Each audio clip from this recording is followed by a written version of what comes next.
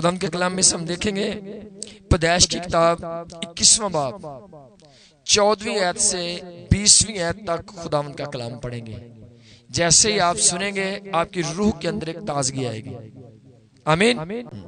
तब इब्राहिम ने सुबह सवेरे उठकर रोटी और पानी की एक मशक ली और उसे हाजरा को दिया, बल्कि उसे उसके कंधे पर धर दिया।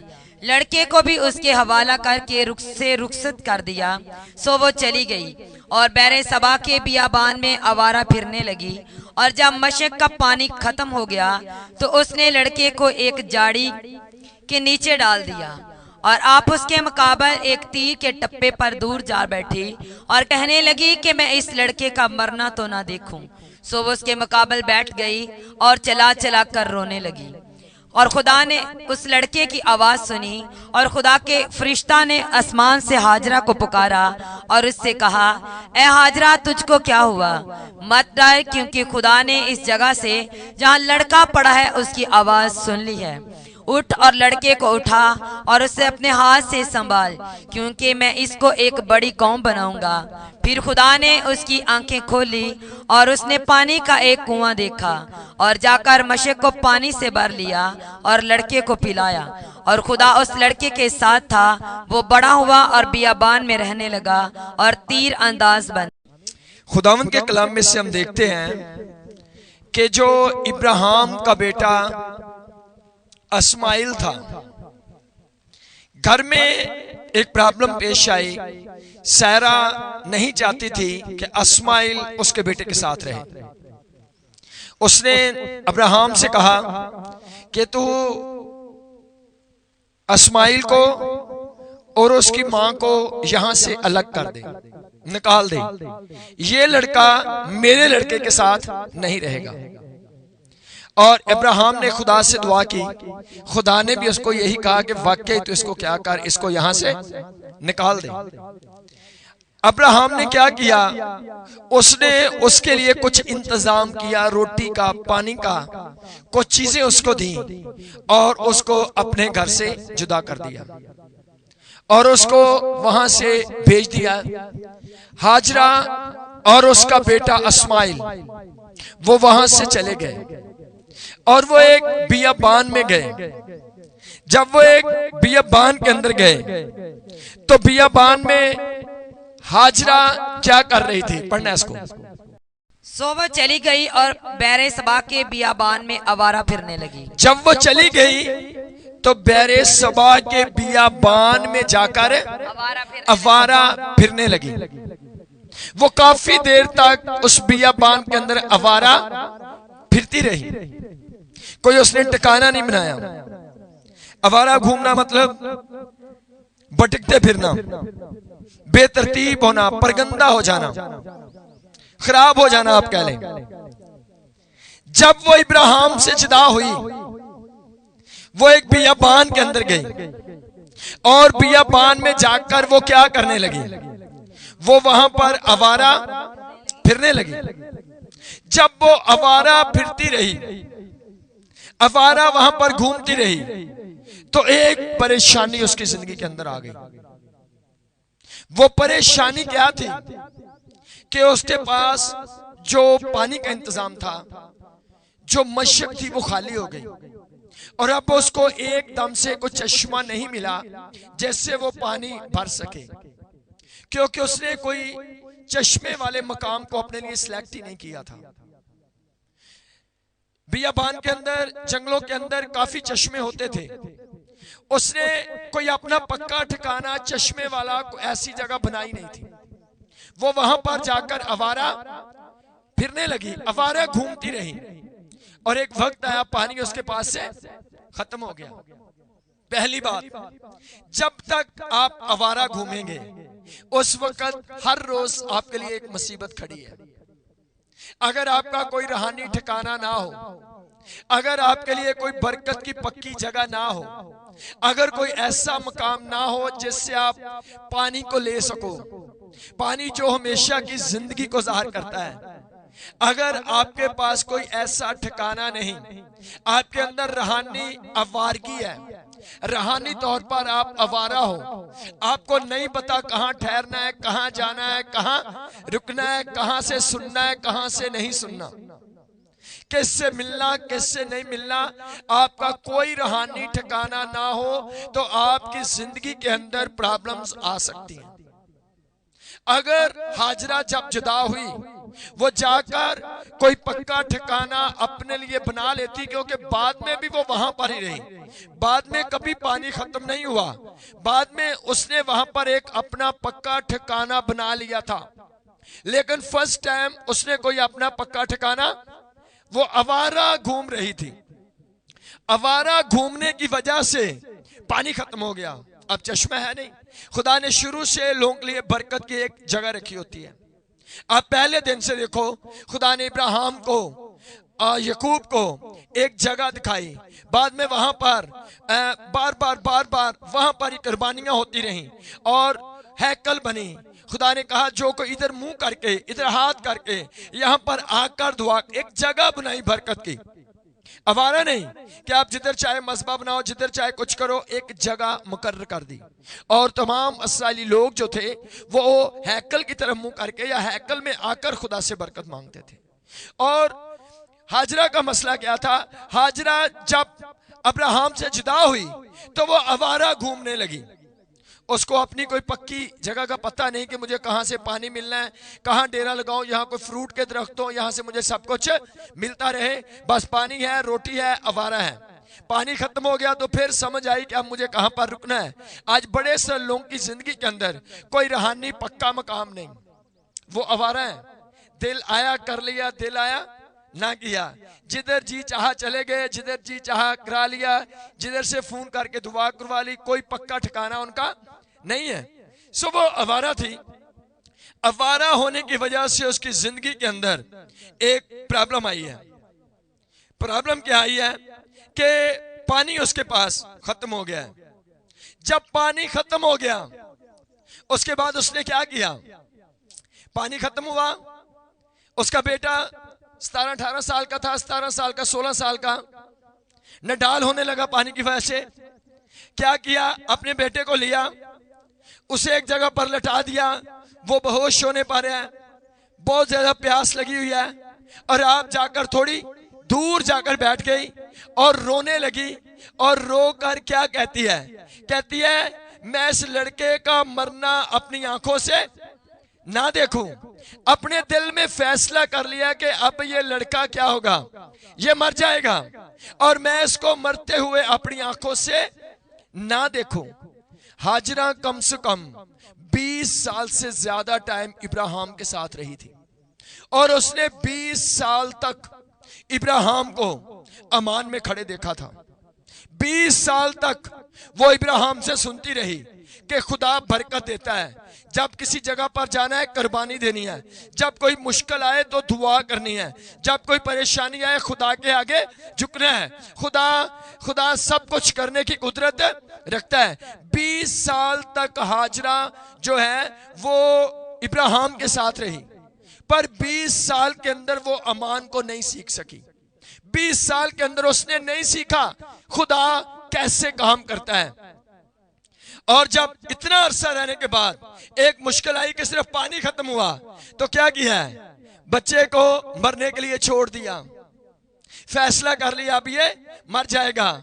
अपने मुंह में कुछ नहीं कि वो खुदा को बोले, सिर्फ एक काम आता है, क्या है, मुश्किल आ गई तो रोना शुरू कर दो। और वो भी आम चाहल लोगों की तरह, जब मुश्किल आती तो क्या रो रही है, क्या कर रही है, वो भी रो रही है, बस रो रही है। रोना किसी चीज का हल नहीं। अगर कोई मुश्किल है तो आपको उठकर एक्शन लेना है, करना है, उसके लिए क्या करना चाहिए, और उसका एक्शन क्या है। सिर्फ वो रो रही है, हाय मेरा बच्चा, हाय मेरे पास पानी नहीं, हाय ये हो गया वो हो गया। सिर्फ रोना आता है, दुआ मांगना नहीं आती उसको, रोना आता है और कुछ नहीं। उसकी जिंदगी के अंदर ना उम्मीदी है, उसे कोई उम्मीद नहीं कि मेरा बच्चा बच सकता है। उसकी जिंदगी के अंदर बेअमानी है, ये अमान नहीं कि खुदा मुझे पानी मुहैया कर सकता है, अमान से बाहर है। बेउम्मीद है, कोई उम्मीद उसकी जिंदगी के अंदर नहीं। आज आप चर्चों में देखो, आपको ऐसे लोग नजर आएंगे जिनको 10-10 साल हो गए चर्च के अंदर, और उनकी जिंदगी के अंदर कोई उम्मीद आपको नजर नहीं आएगी।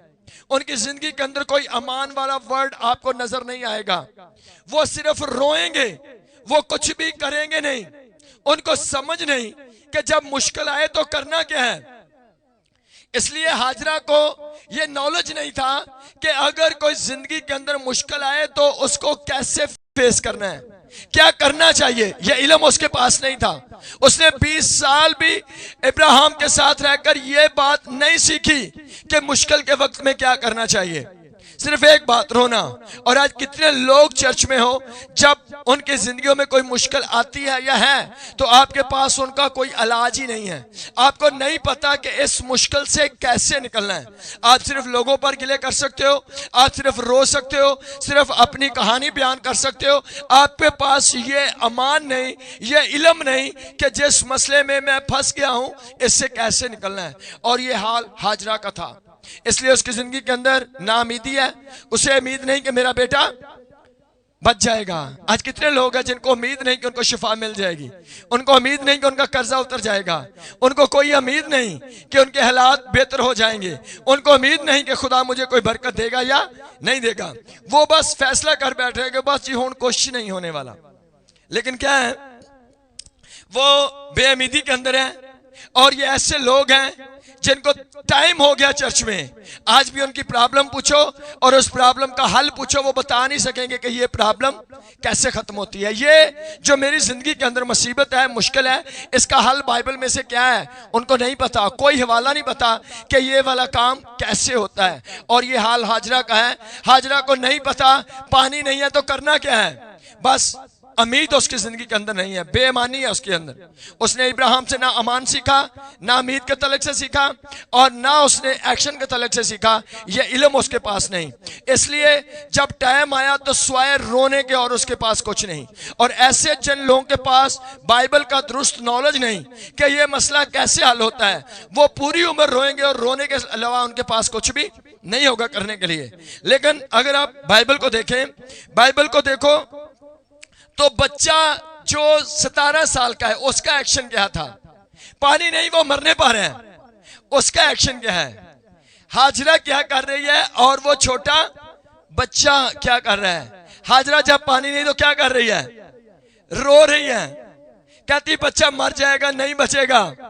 ना उम्मीदी की बातें, बेअमानी की बातें उसके मुंह के अंदर हैं। लेकिन जब बच्चा जो है, बच्चे का एक्शन क्या है, 17वीं आयत को पढ़े। बच्चा क्या कहता है, बच्चा जो मरने पा रहा है, 17 साल वो भी इब्राहिम के साथ रहा, उसने 17 साल के अंदर कुछ सीखा अपने बाप से। क्या कहता है बच्चा, सुनो जी। और खुदा ने उस लड़के की आवाज सुनी, खुदा ने उस लड़के की आवाज सुनी। लड़के ने क्या किया था, लड़के ने खुदा को आवाज दी कि खुदा मैं मर रहा हूं, मेरे पास पानी नहीं है, मुझे पानी चाहिए। हाजरा ने क्या किया, हाजरा ने खुदा को आवाज नहीं दी। वो अपने आप को आवाज दे रही कि बस बच्चा मर रहा है, मैं अपनी आंखों से मरता हुआ नहीं देखूंगी। आज दो तरह के लोग हैं। एक ग्रुप वो है चर्च में जो जानते हैं कि मुझे अब करना क्या है, और एक ग्रुप वो है उनको कुछ नहीं पता कि अब करना क्या है। वो बस जिधर अड़ गए, उनको नहीं पता कि ऐसे हालात से कैसे निकला जाता है। और बच्चा जो 17 साल का है, वो 17 साल अपने बाप से बहुत अटैच रहा। उसका इब्राहिम के साथ गहरा तल्लक था।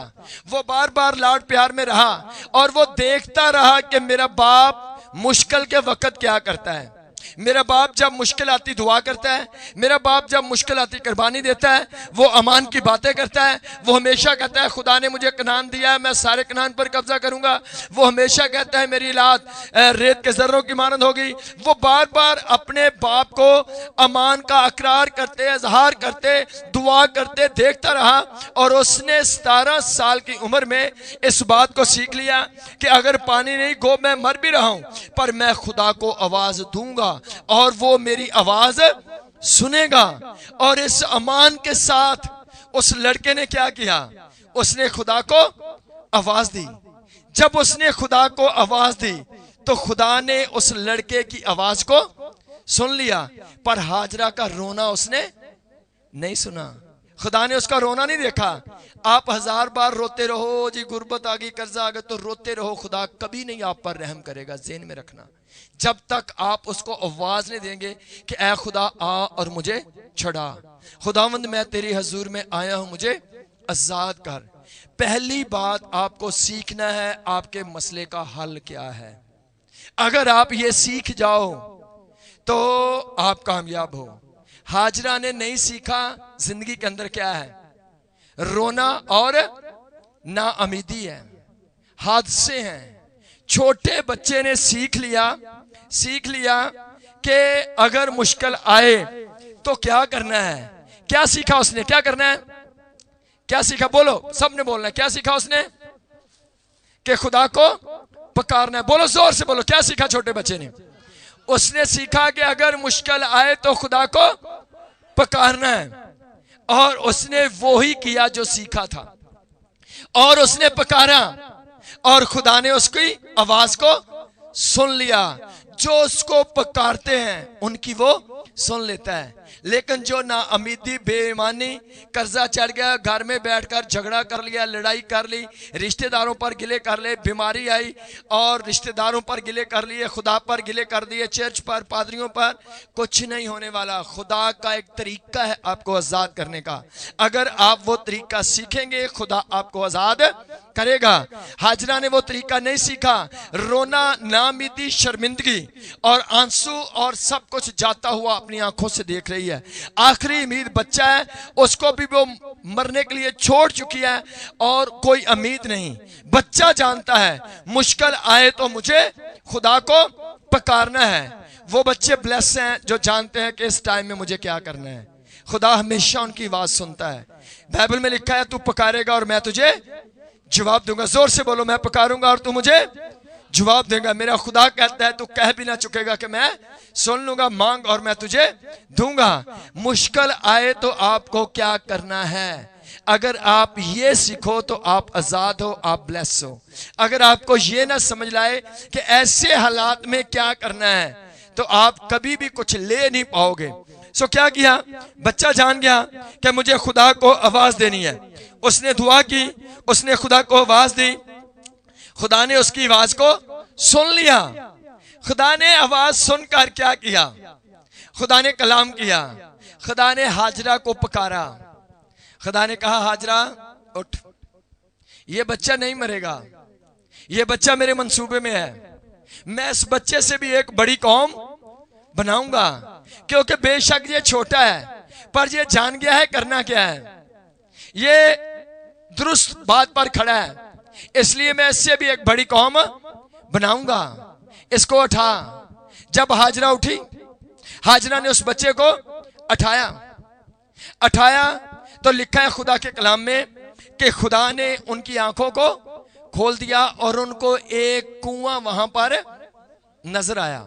क्या नजर आया, कुआं नजर आया। पढ़ना जैसे, जब उनकी आंखें खुल गई, खुदा ने कलाम किया तो उनको वहां पर एक कुआं नजर आया। फिर खुदा ने उसकी आंखें खोली और उसने पानी का एक कुआं देखा। फिर खुदा ने उसकी आंखें खोली और क्या देखा उसने, पानी का। आप इसके बारे में मुख्तलिफ चीजों को सुनते हो। कुछ लोग कहते हैं उसने एड़ियां मारी और पानी निकल आया, लेकिन बाइबल क्या कहती है, जब उसने दुआ की, पानी का कुआं पहले ही वहां पर था। पानी का कुआं पहले ही वहां पर था, लेकिन उनकी आंखें जो थी वो बंद थी। उनकी आंखें बंद थी, उनको वो कुआं नजर नहीं आ रहा था। जब उसने दुआ की, खुदा ने ब्लेस किया, खुदा ने उसकी आंखों को खोला और वो कुआं जो पहले ही था अब उनको नजर आना शुरू हो गया। कुआं पहले ही था पर उनकी नजरें उधर नहीं थी, उनकी नजरें और तरफ लगी हुई थी। कभी कभी आपकी बरकत आपके पास ही होती है, पर शैतान ने मत नहीं मारी हुंदी है, बंदे नूं समझ नहीं लगती मैं करना की है। बंदा और तरफ दूर दूर सोच रहा होता है बड़ी बड़ी बातों को, लेकिन उसका छोटा सा टोटका पहले ही आपके पास होता है। खुदा आंखें कब खोलता है, ये उसका फजल है कि वो आपकी आंखों को खोल दे। आपके पास ही कभी बरकत वाली जगह होती है पर आप दूर दूर सोचते हो। खुदा ने वो सारी चीजें पहले ही रखी होती हैं, लेकिन आपकी आंखें बंद होती है, आपको समझ नहीं लगती मुझे करना क्या है। खुदा का जब फजल होता है तो वो आपका जहन खोलता है, आपकी आंखें खोलता है, आपको समझ लगती है मुझे किधर जाना और मुझे क्या करना है। कुआं था, कहां पर था? कुआं पहले कहां पर था? पहले भी वहीं था, लेकिन पहले क्या हो रहा था? उनकी रूहानी आंखें जो थी वो बंद थी, उनको समझ नहीं आ रही थी क्या करना है। आज हजारों लोग हैं, उनको नहीं पता मुझे क्या कारोबार करना है, मुझे कैसे अपना ये काम क्लियर करना है, उनको समझ नहीं। वो इधर उधर से मशवरे लेंगे, ऐसे लोगों से जिनको खुद भी नॉलेज नहीं होगी। और अगर आप दुआ में हो, अगर आप खुदा को पुकार रहे हो, खुदा आपका जहन खोलेगा, आपको समझ आएगी कि कैसे मैं अपने इस मसले को हल कर सकता हूं। खुदा का फजल है कि वो हमारी आंखों को खोल दे। खुदा का ये फजल है, जब उसने खुदा को पुकारा तो खुदा ने क्या किया? खुदा ने उसकी आंखों को खोल दिया। बड़ी बड़ी आप कोशिश करते हो, आपको कुछ भी नजर नहीं आता, लेकिन आप दुआ करते हो, रोजा रखते हो, आप खुदा को पुकारते हो, खुदा आपके नजदीक से एक दरवाजा खोलता है और आपके सारे मसले हल हो जाते हैं। पहले क्यों नहीं? पहले आपकी आंखें बंद थी, लेकिन जब उसने दुआ की, खुदा ने उसकी आंखों को खोल दिया। खुदा के कलाम में जब तक आपकी आंखें बंद हैं, आप कुछ भी नहीं कर सकते हो।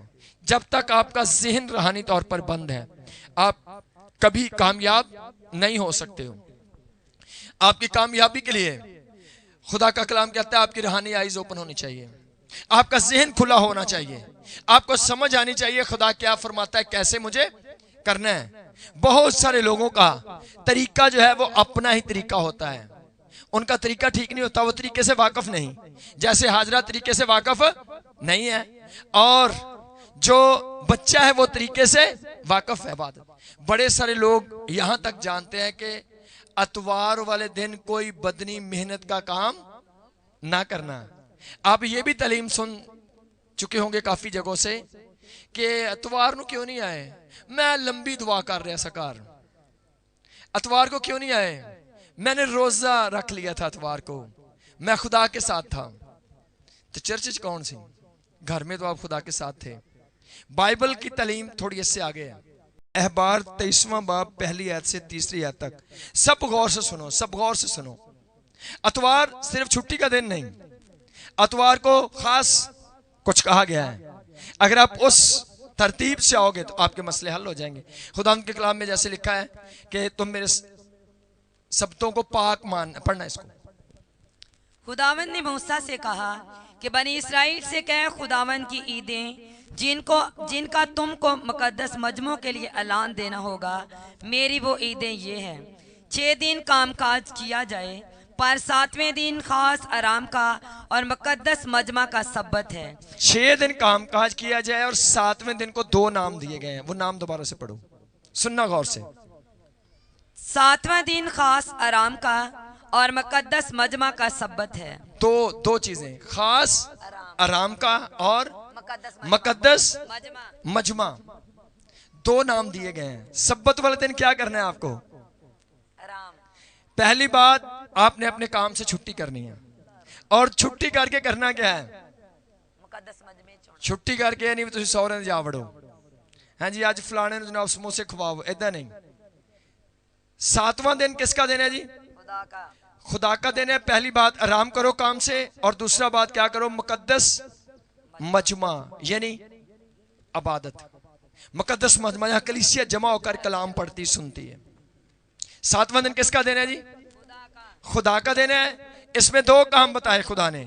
नंबर 1 आपको आराम करना है, काम पे नहीं जाना, और नंबर 2 इसमें मुकद्दस मजमा में शिरकत करनी है। आपने छुट्टी तो कर ली, पर आप मुकद्दस मजमा में नहीं आए तो आपका सब्बत अधूरा है। बेशक आप सारा दिन दुआ करते रहो, यह हुक्म है। आपने कलीसिया के साथ मिलकर इकट्ठे होकर खुदा की तारीफ करनी, इस्ताइश करनी है। इसलिए पूरी बात को समझना जरूरी है। जब आप आधा काम करते हो तो आपकी बरकतें आधी होती हैं। फर्क देखो, हाजरा नहीं जानती मुझे क्या करना है, और बच्चा जानता है मुझे क्या करना है। खुदा के कलाम में आप देखो, एक हवाला पढ़ना है आपने, लिखा है खुदा के कलाम में, खुदा ने जब काल पड़ा इस्राएल के अंदर, जब इसराइल के अंदर काल पड़ा तो खुदा के कलाम में लिखा है, हवाला एक देखो, सलातीन, पहला सलातीन 17वां बाब 2 और 3 आयत। एलिया भी भूखा था काल के अंदर, पर खुदा ने एलिया की परवरिश की और बाकी लोगों की नहीं की। 17वां बाब 2-3 आयत। खुदा के कलाम में लिखा है, जब इसराइल के अंदर काल था, एलिया ने दुआ की, खुदा मैं क्या करूं? वो जानता था पहले मुझे खुदा से रहनुमाई लेनी है और फिर मुझे क्या करना है, वो ही करना है जो खुदा मुझे बताए। पढ़े इसको। और खुदावंद का ये कलाम उस पर नाजिल हुआ कि यहाँ से चल दे और मशरक की तरफ अपना रुख कर और करीत के नाला के पास जो यरदन के सामने है जा छुप, और तू उस नाला में से पीना, और मैंने कौमों को हुक्म दिया है कि वो तेरी परवरिश करें। आमीन। मुल्क में जब काल पड़ गया तो एलिया खुदा का बंदा था। एलिया खुदा को पुकारता है। खुदा ने एलिया से कहा, मैं तेरी परवरिश करूंगा, बेशक सारा इस्राएल भूखा हो, बेशक लोगों के जानवर मर जाएं, पानी ना मिले, जो भी हो, लेकिन मैं तेरी परवरिश करूंगा। पर खुदा ने परवरिश करने से पहले कुछ काम बताए। खुदा ने कहा क्या कर? खुदा ने उसको हुक्म दिया कि अपना रुख जो है वो किधर कर? मशरक की तरफ। अपना रुख किधर कर? मशरक की तरफ। खुदा ने कहा मैं तेरी परवरिश करूंगा। मैंने कौमों को हुक्म दिया है कि वो तेरी परवरिश करेंगे, तेरे लिए रोटी गोश्त लाएंगे, लेकिन उससे पहले तूने कुछ करना है। अपना रुख जो है वो किधर कर? मशरक। जब वो मशरक की तरफ जाता है, धूप तेज है, कहना नहीं इधरों अगो सूरज पैंदा है, इधर नूं ठीक है, तो फिर रोटी आनी थी जी, फिर तो कौमियां दा ड्रेस ही गलत हो जाना सी। खुदा ने आपको बरकत से पहले कुछ कहा होता है, जब तक आप वो नहीं करते, आप रोते रहो, चलाते रहो, कुछ भी नहीं हो सकता। खुदा ने कहा मैं तेरी परवरिश करूंगा, लेकिन क्या कर? अपना रुख, आपका रुख किधर है? लड़ाई की तरफ, झगड़े की तरफ, नाराजगी की तरफ, मुकाबले की तरफ। आपको पहले रुख सही करना होता है। खुदा की तरफ अपना रुख करो, फिर खुदा की बरकत आप पर नाज़िल होगी। खुदा ने कहा क्या कर? अपना रुख मशरक की तरफ कर, करीत के नाले के पास जो जरदन के सामने है जा छिप। खुदा ने कहा वो नाला जो करीत का नाला है और जरदन के बिल्कुल वो सामने है, वहां पर जाकर क्या कर? छिप जाओ। और वो क्या करे? कवे है जगह छुपन ली सही नहीं, ज्यादा छुपन वाली जगह फलानी जगह ते फलाना पहाड़ बेहतर, मैं उत्थे जाके छुप जाना वहां, तो फिर बरकत आनी थी जी? नहीं। जहां खुदा ने कहा जाना वहां है। उसको सीखना है कि जो तरीका खुदा ने बताया अगर आप वो कर लेंगे तो आप कामयाब हो जाएंगे। सो खुदा ने कहा उस नाले के पास जा जो जरदन के सामने है, और तू उसी नाला में से पीना। पानी कहां से पीना है? नाले में से पानी पीना है। यह नहीं कि तू जाकर दरिया में पानी पीना शुरू करे, इधर उधर से ना। मैंने तुझे ये काम बताए हैं। अपना रुख मशरक की तरफ कर, करीत के नाले के पास जा जो जरदन के सामने है, और उसी नाले में से आपने पानी पीना है। और मैंने क्या किया है? कौमों को हुक्म दिया है कि वो वहां पर तेरे लिए गोश्त और रोटी लेकर आएंगे। आप क्या कहते हो? खुदा ने आपके लिए कुछ जगह रखी होती जहां पर खुदा आपको भेजता है, पर आप वहां पर नहीं आते हो। आपके पास शाम को टाइम नहीं रोज चर्च आने के लिए, आपके पास टाइम नहीं कलीसिया के साथ रफाकत करने के लिए। आपका अपना तरीका है जी, मैंने इस तरह से करना है। खुदा जिम्मेदार नहीं है। खुदा हमेशा कुछ काम आपको बताता है। अगर आप सब्बत को मानते हो, आप मुकद्दस मजमा में शिरकत करते हो, आप उधर ही जाते हो जिधर खुदा ने आपको कहा है, आप वही करते हो जो तरीका खुदा बता रहा है, तो आप वाकई कौवे आपके लिए रोटी और गोश्त लेकर आएंगे, आपकी सब जरूरतें पूरी हो जाएंगी। लेकिन अगर आपके तरीके अपने अपने हों तो फिर खुदा जिम्मेदार नहीं है। क्या है तरीका हाजरा का? रोना, बेईमानी, कुछ नहीं हुआ। बच्चे ने छोटा काम किया, खुदा को पकारा और खुदा ने उसको जवाब दिया। जो खुदा कहता है वो करो। दुआ करना रूल है, कलीसिया के साथ जमा होना कानून है, खुदा का हुक्म है। अगर आप इस तरह से चलेंगे वाकई खुदा आपको ब्लेस करेगा। अगर आपके तरीके अपने हों, आपके अंदाज अपने हों, खुदा जिम्मेदार नहीं है।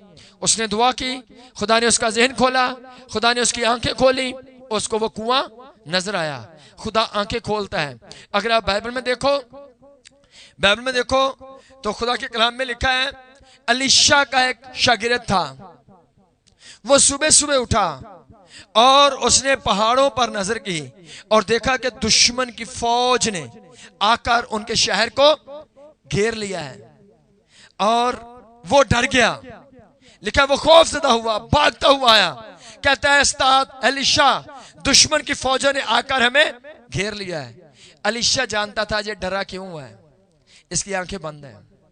अलीशा ने दुआ की, कहा खुदा इसकी आंखें खोल, और उसकी रूहानी आंखें खुल गई और एकदम से उसको नजर आया कि दुश्मन की फौजें तो खड़ी हैं पर इनके पीछे हमारी फौजें भी खड़ी हैं, जो आसमानी फौजें, जो खुदा की फौजें हैं। तो एकदम से उसकी जिंदगी से खौफ और डर जो था वो चला गया। क्यों खौफ और डर खत्म हुआ? क्योंकि वो देख पाया कि हमारे साथ वाले उनके साथ वालों से ज्यादा हैं। कलीसिया के अंदर खौफ और डर उस वक्त तक है जब तक आपकी रूहानी आंखें खुली नहीं है।